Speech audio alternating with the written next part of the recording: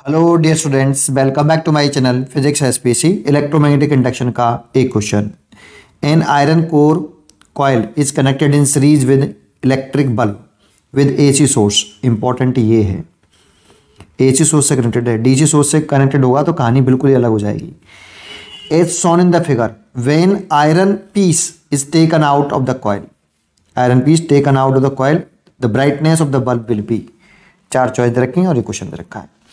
ठीक है, देखो इसका एक इंडक्टिव रिएक्टेंस होता है एक्सएल, ये होता है self inductance into omega. L इस कॉइल का सेल्फ इंडक्टेंस होता है एल हेनरी, और ओमेगा इस सोर्स की एंगुलर फ्रीक्वेंसी होती है ना, इसकी वैल्यू होती है 2 पाई एफ। एसी सोर्स है बेटा, ठीक है। अगर डीसी सोर्स होता है उसकी फ्रीक्वेंसी 0 तो ओमेगा 0 होता है उसका। इंपॉर्टेंट बात, एसी सोर्स है। इसका root mean square voltage VRMS और करंट मान लो इसमें IRMS। ठीक है, तो इसमें करंट जितना ज़्यादा जाएगा बल्ब में, अगर इसका रेजिस्टेंस R मान लें, R ओम, और ये XL ओम हो गया। ठीक है, ये यूनिट लिखी है मैंने। तो जितना करंट ज़्यादा जाएगा बल्ब की ब्राइटनेस उतनी ज़्यादा होगी। ठीक है, अच्छा तो देखो सर्किट का इफेक्टिव इम्पिडेंस, इसे सर्किट का इम्पिडेंस बोलते हैं। टोटल इफेक्टिव रेजिस्टेंस रूट के अंदर R का स्क्वायर प्लस XL का स्क्वायर, और XL की वैल्यू जो होती है हियर, XL जो इंडक्टिव रिएक्टेंस है ये L to omega. Omega source की एंगुलर फ्रीक्वेंसी है और L इस कॉइल का इंडक्टिव रिएक्टेंस है। And current IRMS is equal to होता है, ये root mean square alternating current है, VRMS वोल्टेज अपॉन जेड, ये होता है। अब जरा समझें इनिशियली क्या है। इनिशियली इसमें सॉफ्ट आयरन कोर है, इसके अंदर एक सॉफ्ट आयरन कोर है, ये इसके अंदर प्रेजेंट है पहले से।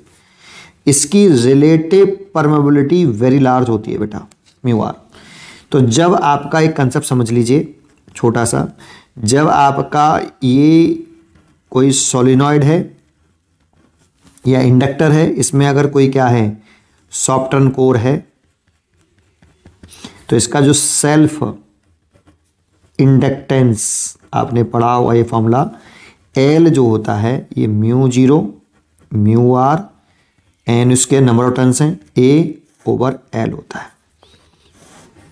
ये तो सेल्फ इंडक्टेंस, और स्मॉल एल इसकी लेंथ है, A एरिया है एक लूप का, और N नंबर ऑफ टर्न्स हैं। ठीक है, ये होता है बेटा। लेकिन अगर एयर कोर होती, एयर कोर, अगर इसमें से हम ये सॉफ्ट आयरन कोर निकाल दें तो इसको बोलते हैं एयर कोर, और एयर कोर के लिए रिलेटिव परमेबिलिटी 1 हो जाती है।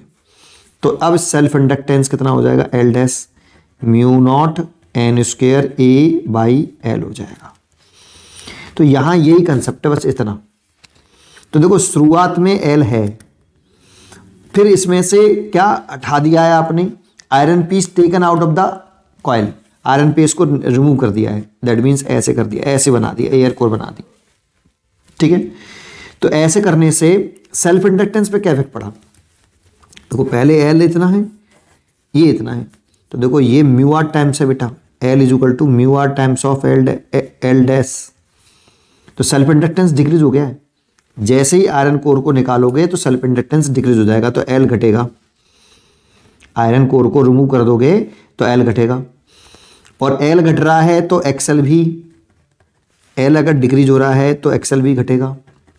लेकिन सोचो डीसी सोर्स होता तो L भले ही घट जाता, ओमेगा अगर 0 हो जाएगा तो XL ही 0 हो जाएगा भाई, है ना। तो एसी सोर्स की चर्चा है बेटा यहाँ, एसी सोर्स, इस पर भी ध्यान रखना। ठीक है, XL घट गया। अब XL घटेगा तो Z पे क्या इफेक्ट पड़ेगा, इम्पिडेंस पर। अगर XL घटेगा, सोचो अगर XL घटेगा तो इम्पिडेंस भी घटेगा, Z भी घटेगा। और Z अगर घट रहा है तो करंट IRMS पर क्या इफेक्ट पड़ेगा, ये घट रहा है तो ये बढ़ेगा, तो IRMS करंट बढ़ेगा। तो इसमें जो फ्लो करने वाली करंट है, अगर जैसे इसको निकाल दोगे तो इसमें फ्लो करने वाली करंट बढ़ जाएगी, और करंट बढ़ जाएगी तो बल्ब की ब्राइटनेस भी बढ़ जाएगी। इसीलिए B चॉइस सही होगा इसका। उम्मीद करता हूँ कि आपको ये क्वेश्चन जरूर समझ में आया होगा। पढ़ते रहिए और खुश रहिए।